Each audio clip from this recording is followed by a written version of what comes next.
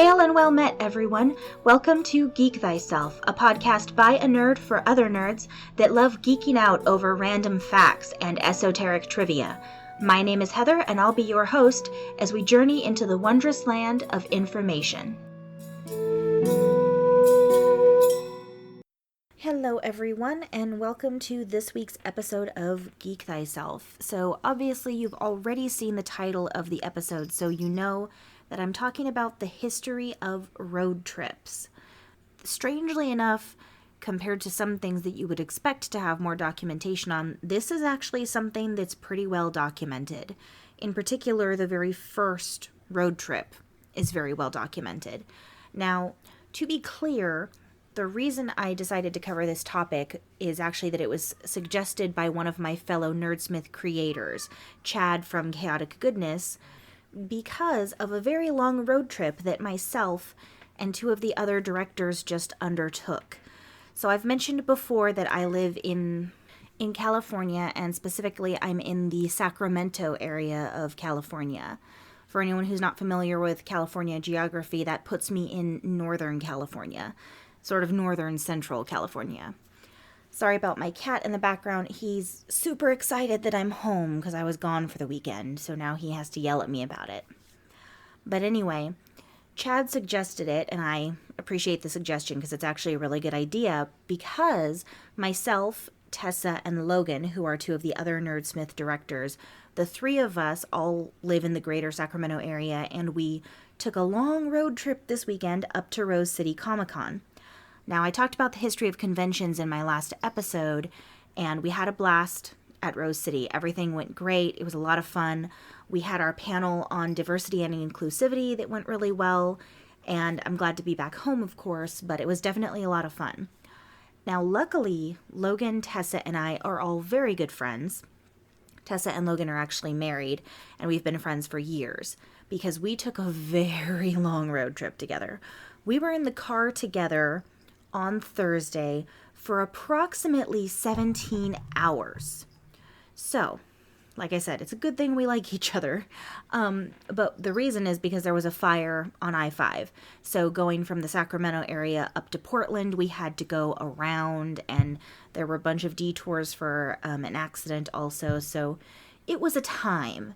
But, you know, I've said it a couple times already, and we said it a lot that day, but we were so happy it was with each other because we all get along so well that even though it was an incredibly long day, we still had fun. And of course, whenever we had reception, we were in touch with our other Nerdsmith creators, which was when Chad gave me this idea. Now, I mentioned that the very first big U.S. road trip is actually well documented. There's a couple reasons for this. One is because of the fact that it was so early on in the history of automobiles that it was a really big deal that someone went cross-country in a car. The other, I would suspect, has to do with what the impetus for the trip was, because the reason that the very first road trip happened was a bet. Now, to be clear, this is the very first cross-country road trip. I'm sure there were other smaller road trips here and there, but the very first cross-country from the West Coast to the East Coast U.S. trip was based on a bet. Back in 1903, in sort of the middle of May, Horatio Nelson Jackson was at a bar in San Francisco. This was a bar for men of means. They had money. They were talking and discussing different things, you know, everything probably ranging from politics all the way to did you bet on the most recent horse or whatever it was they were talking about at the time. It was a place called the University Club in San Francisco. And at the time, one of the topics that came up was a discussion of automobiles, these new horseless carriages as they were called at the time, and whether or not they were a fad, were they going to last, what's the viability of even doing anything with a horseless carriage, you know, how useful are they really? For anyone who isn't aware, of course, a horseless carriage is what they used to call cars way back when. So, of course, you and I now are aware that cars are a huge deal. They're everywhere in the U.S. and across the world. They're used for transport all over. But back in 1903, automobiles were still fairly new, and they were still not widely spread. And I mean, there weren't even a lot of paved roads in the US yet. Back during this time frame, there was less than 150 miles of paved road. So a lot of the roads were still the, old dirt roads with the potholes and, horse wagon tracks and things like that on the sides of it. So they were not well developed, well maintained roads. Those weren't a thing yet because there just weren't that many places that had a lot of cars yet. But Horatio was of the opinion that automobiles, these horseless carriages, were going to become a big deal, and that they were fairly reliable and you could travel with them and all of this sort of thing, as opposed to using horses. He was in the minority in this decision. He definitely was not part of the group that was larger in this discussion. So, of course, a debate ensues. People are going back and forth. And ultimately, one of the other men there at the club bet Horatio $50, which was a decent chunk of money back in 1903. But he bet Horatio $50 that he couldn't make it cross country in 90 days in a horseless carriage. And Horatio was very sure of himself that he could, so he took him up on the bet. Now, I will say, ultimately, he ended up spending way more money on this trip than the $50 that he won from the bet. But his wife happened to have come from money, so he had a decent amount of money to play with. He also was a retired doctor. So even back then, doctors generally made a decent amount. So he was set up enough that he could afford to do this. But he got himself a mechanic to travel with him, a man named Sewell Crocker, who was a bicycle racer. He had raced bicycles and he was about 22. And he also was a gasoline engine mechanic, so he knew how to work on the engine of the car. They discussed it and they ended up getting a used Winton touring car, which Jackson called Vermont. Vermont was only a 20 horsepower vehicle, which at the time was pretty decent. Of course, nowadays that's nothing compared to the cars we have. But keep in mind, this is 1903. They set off from San Francisco on May 23rd, 1903 to start their cross-country journey. As I mentioned, there were a lot of roads that were not paved yet. The majority of the roads they took were not paved. So they were dealing with large potholes, wagon wheel tracks, mud, streams. There were several points where they had to go across streams and rivers and things like that in the car. So luckily it made it through them all. And of course, there were several points where they broke down. They even broke down just 15 miles outside of San Francisco right after they had left. But that's why he had Sewell Crocker with him, who knew what he was doing in terms of fixing the engine. So luckily, he had someone with him who knew how to make the repairs. And Horatio Jackson had the money to pay for parts and pay for the repairs. So that made a lot of it a lot easier. Nonetheless, he was able to prove his point eventually and get across the country. There's actually one point where they also had to be towed by horse, ironically. One of the times they got stuck, they couldn't get themselves out, and eventually a nearby farmer used his horse and was able to sort of pull the car out of the ditch or whatever it had gotten stuck in. But, back then that's just what was necessary. It was sort of, really, really old school AAA road repair, road service situation. And at one point also, Sewell Crocker had to go 26 miles to get gas because they had a leak in their gas tank. So Horatio's whole thing with this bet had been that cars could make the trip across the country. And he ended up proving that. However, at the time, cars were still new enough and roads were still beat up enough that it wasn't really 100% reliable. Someone without the kind of money that Horatio Jackson had could not have done this trip because based off rough estimations, he probably spent around $2,000 by the time he got to New York City. And he only won $50 from the bet. So, cost-benefit analysis, not great in terms of the money, but he and Sewell Crocker did become quite famous for doing this journey because they were the first ones to do it and because they actually did it. So there were some cities where as they were pulling in, they had little mini parades of people following along with the car. Another thing that happened, which of course, being an animal lover, I think is really cute, is that at one point when they were in Idaho, Horatio Nelson Jackson, I don't know why I said his whole name, Horatio, ended up buying a bull terrier, which they named Bud. And from then on, from Idaho all the way to New York, Bud rode along in the car with them. They even gave him his own goggles to keep the dust out of his eyes, and there's pictures from their road trip showing Bud riding in the car with them, looking all happy with his goggles on. It's really cute. If you like that sort of thing, I definitely recommend you check it out. And from there, they kept traveling. Ultimately, they got to New York City on July 26th, 1903. They had traveled roughly 4,500 miles. Now, anyone with a really good grasp on U.S. geography is aware that if you go just straight across the country, it's closer to 3,000 miles than 4,500. But back then, again, there were not good roads. They had no interstates the way we do now. So everything was using all these little back roads from one town to another. There was also one point during their trip where someone gave them wrong directions and they ended up going roughly 76 miles out of their way. So a lot happened, and ultimately it took them closer to 4,500 miles to make the journey. It was also 63 days, 12 hours, and 30 minutes, give or take a little bit. But based off of what they clocked themselves at leaving and arriving, that was how long it took them to make the journey. Like I said, there was a lot of fanfare. This was the first cross-country road trip that anyone had done in these new horseless carriages, so it was a big deal. And of course, from there, as you and I know now today, cars continued to become a bigger transportation device, an easier way for people to get around.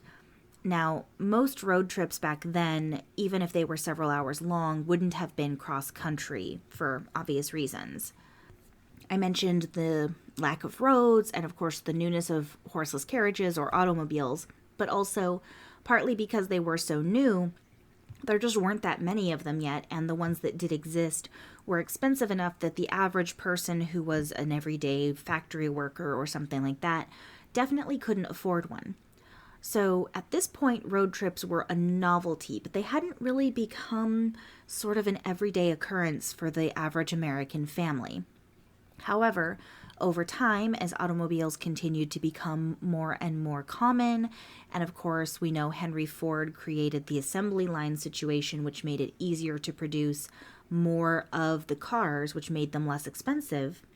Things like that continued to happen. Cars continued to become a bigger and bigger portion of the U.S. lifestyle and just everyday life. Roads improved as cars became more popular. People started to improve the technology of vehicles, which then, of course, allowed for longer trips before having to refill the gas tank, as well as improvements in gasoline technology to make it last longer and work more efficiently. Just, technology. It continued to advance, and cars became more and more commonplace until, we're at the point where we are now with almost every family. I'm sure there's some exceptions out there, but the majority of U.S. families own a car. It's not always new, it's not always the highest end, it's not always fancy with all of the bells and whistles and extras, but most people in the U.S. own a car.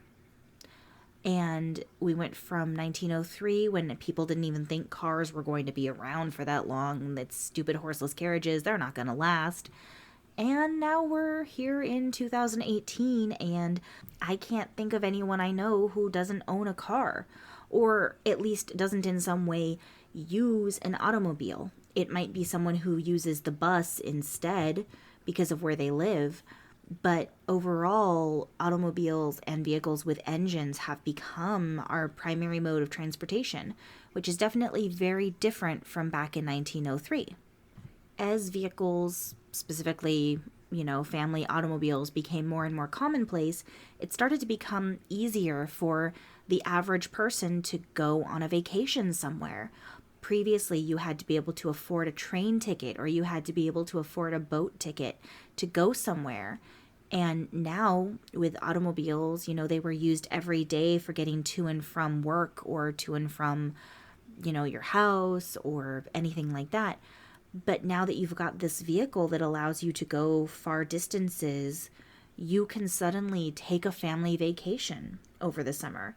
You can go see grandma who lives 2 hours away over the summer and visit with them for a while. Things like that that hadn't previously been available started to become more available as vehicles improved and started to become more commonplace until we've ended up where we are now with cars everywhere, people drive everywhere. And it also led into the development and, of course, the historical nature of Route 66, which I'll be talking about when I come back from my break.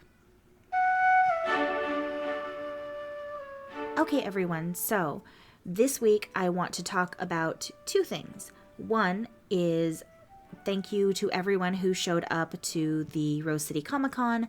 Thank you to those who came and said hi to us. We had a little mini Nerdsmith meetup. The Rose City Comic Con was great. We really loved it. It was a great setup. The people there were good.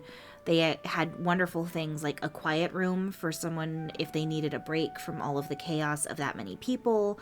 They had a mother's room so that the mothers actually had somewhere they could go to breastfeed if they needed to, or, just to chill with the kids for a minute if one of them's asleep, something like that. And those are things that I think are really important to have. Our panel, we talked about inclusivity and diversity in gaming, but that also extends then to things like inclusivity and diversity in just the gaming community in general. So I was really happy to see those sort of things available for the people that needed them. I also want to talk about World Anvil. I've talked about them so much, but it's just so amazing. We were talking about how helpful it's been to keep everything organized for our world in Countless Heroes, especially as we're moving forward. We just took a break because of the con season. We weren't here most of this past week, and we weren't here the end of the week before, simply because we had conventions going on and couldn't have everything ready to go for the show. But regardless of that, we could put information into World Anvil and keep things updated, create new storylines in terms of creating the information about the different NPCs and whatnot we have in the world. It's just a fabulous website. worldanvil.com. I definitely recommend you check it out, especially if you do any sort of world building, any authors out there, any game masters out there. It's really, really useful, and it's a fantastic site to check out. And with that, let's get back into this week's topic.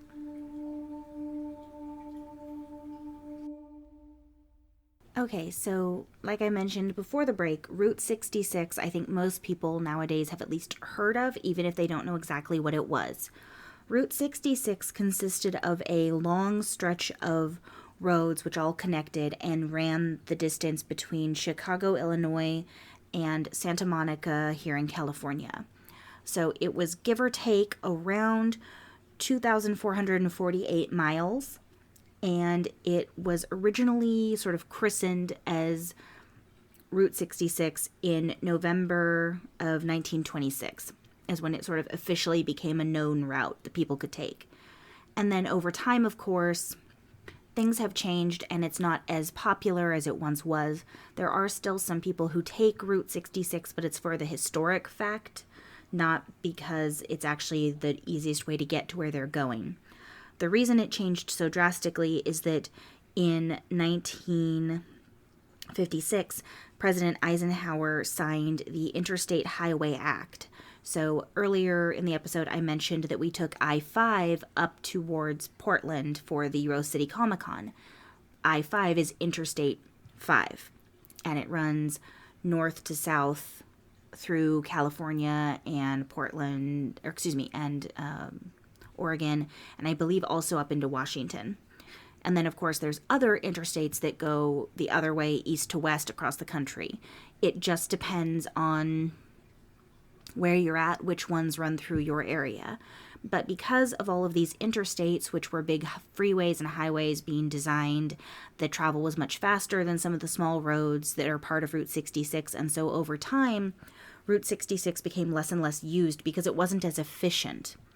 So a lot of the little mom and pop stands that had popped up all over Route 66, you see the old movies where people are driving down Route 66 and there's the random attractions all over the place. Or, a few years ago, the movie Cars came out, and Lightning McQueen, gets off the freeway and ends up in one of these little podunk towns that used to be a big deal and was a major stop. But then when the freeway became a thing, people stopped taking Route 66. And so suddenly they're not getting the same amount of traffic they used to. And that actually happened.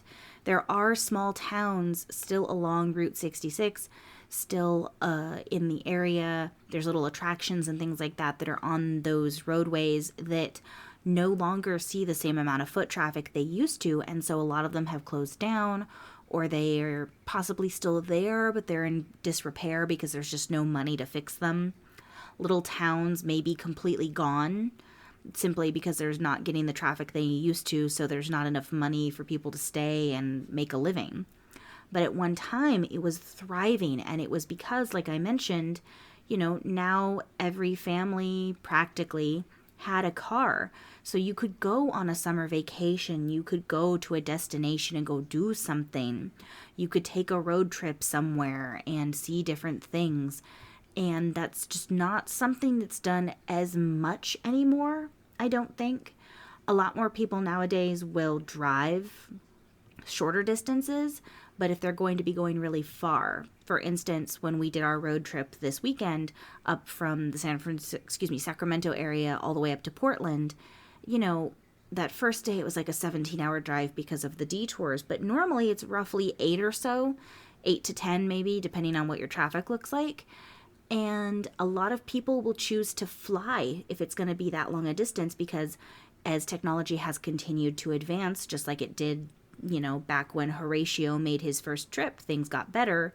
And now also technology has advanced, and we have faster trains, we have planes that are much more common. In 1903, they weren't even a thing. And now we have planes that can take me from here in California all the way to the East Coast in 10 to 12 hours, sometimes less, depending on your flight and where you're going to, as opposed to having to drive for 63 days like Horatio Jackson did back in 1903. So there have been lots of major technological changes that have made it so that the long road trip isn't as big of a thing anymore. People still do it, depending on how long the distance is, and sometimes money is a factor. It's often, though not always, depending on where you're going, cheaper to drive than it is to take a flight. But it just depends on the person and on the family. So Route 66 officially was removed from the U.S. highway system, so it's no longer considered an active highway, and that happened in 1985. The reason being, like I said, it was replaced by all of the interstates. So instead of being one long route, there's now multiple interstates that make up the entirety of what people used to travel going along Route 66. It's just faster, there's fewer stops, it's a better road, especially now because Route 66 isn't maintained as well as it used to be. And so people started using that instead. Another thing I want to talk about in terms of the history of road trips is that road trips were not, and sadly they're still not, safe for everyone to take in every area. I would strongly recommend, if you're going to go on a road trip, especially depending on your demographic, so whether you're white or person of color or male or female, or, depending on where you're going and where you're traveling through, possibly even your sexual orientation, it's really important to look at where you're traveling through and make sure you know. A good example of this is, back in 1936, a postal worker named Victor H. Green, he actually created a book, and this was in 1936, so I'm going to use a word I don't care for, but it's what the name of the book was at the time. So please keep in mind, I do not condone the use of this word. But the name of the book he wrote was called The Negro Motorist's Green Book. And the reason he compiled all of this information is that he realized there were a lot of African Americans who were wanting to travel, and they didn't always know what areas were safe, especially back in 1936. That was before the Civil Rights Movement, and unfortunately, even now, things are not always 100% depending on where you're going and what you're doing. But back then in particular, it was really bad. They had to worry about where they were going because there were a lot of people who were not going to be happy about African American people driving through their area.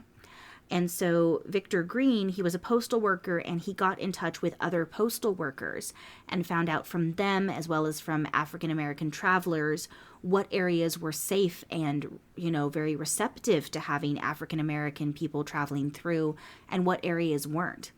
So he actually compiled this book together with information so that African American people in 1936 could know where they could safely travel through in their cars and not have to worry about being harassed or attacked.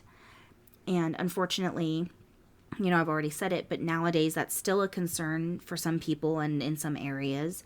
And there's also other demographics that have to worry about it. Myself being a woman, I know I have some martial arts experience. I have some martial arts training.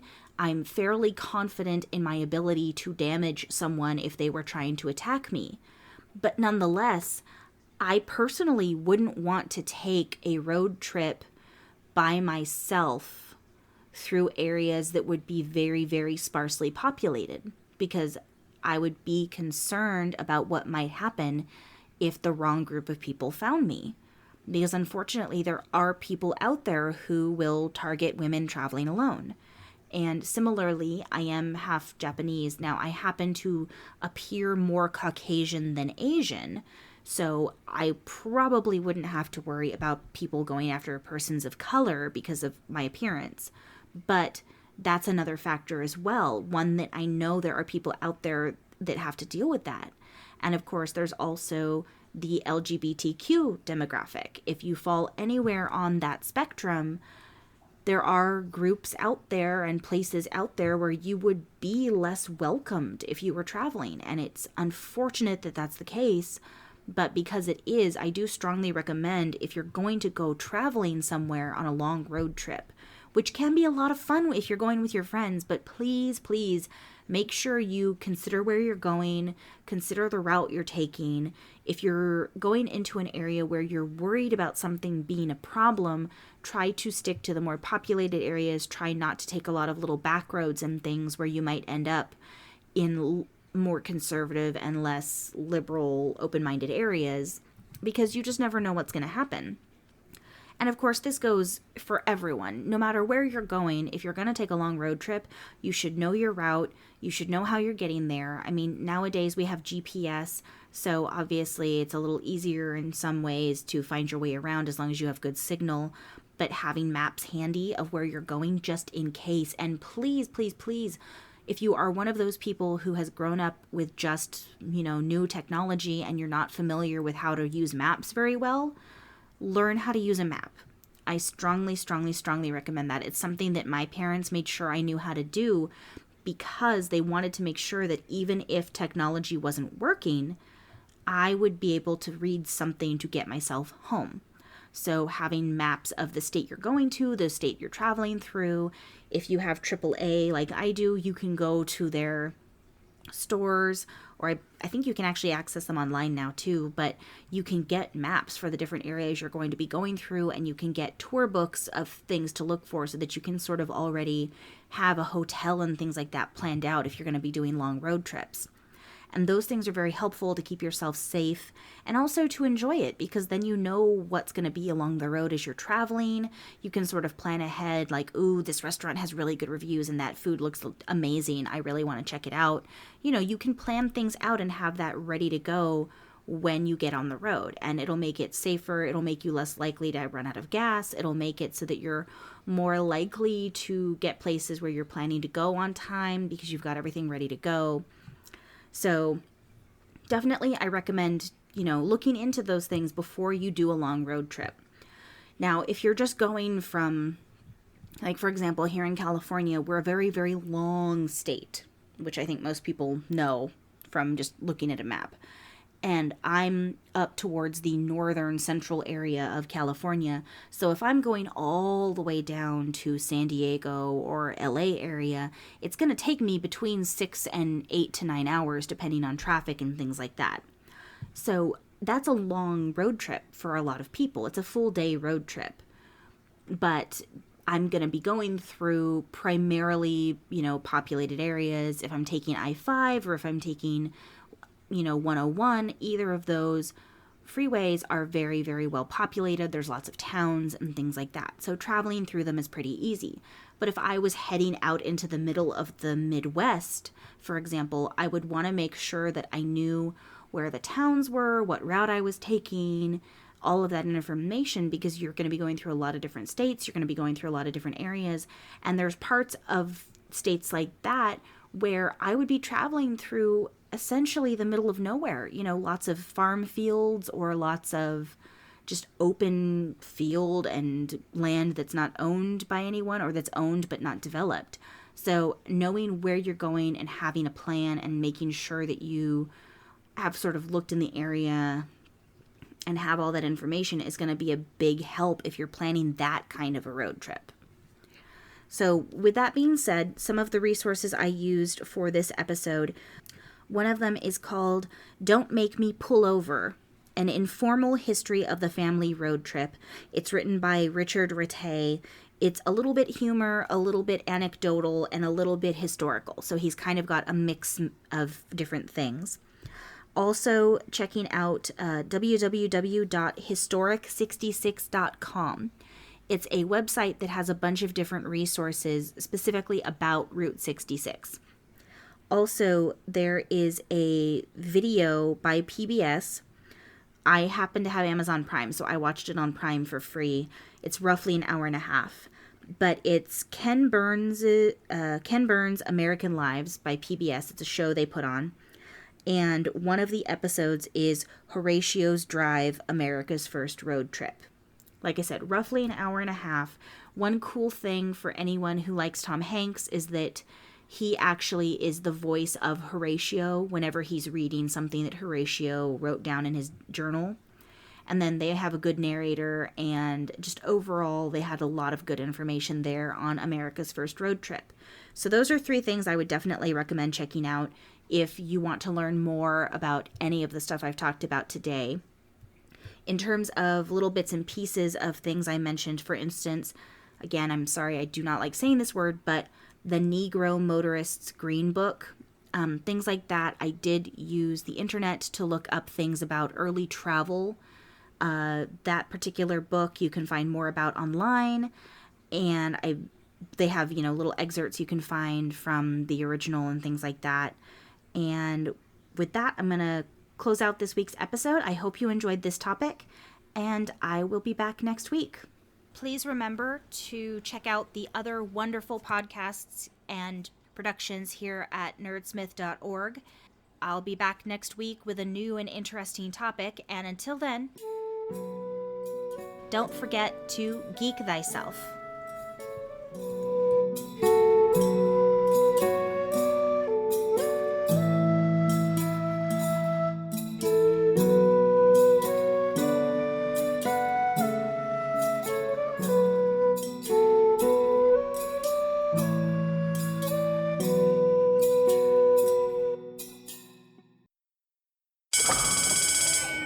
Jesse, what is Champions of the Earth? Why Champions of the Earth is a live play radio drama hybrid about Power Ranger, Voltron, crazy action. Does it have teen romance? It has teen romance. Hey guys. And hey, hang on a sec. And what else does it have? Is there cool abilities? There's cool abilities. There's an original game system that we're playing together and beta testing. Hey guys, I mean, this is kind of important. Can you... Okay, Colin, just a second. We're trying to tell people about Champions of the Earth. Okay. It sounds really cool. There's so it's a cool mix of high school drama, superpowers, and there's mech combat. Yeah, but right now, there are monsters coming over the horizon. What are we gonna do, guys? We gotta get out of here. Artsy, save us! Hang on, I got this. Champions of the Earth! Find us wherever podcasts are downloaded. Check us out at championscast.com and go have yourselves an adventure.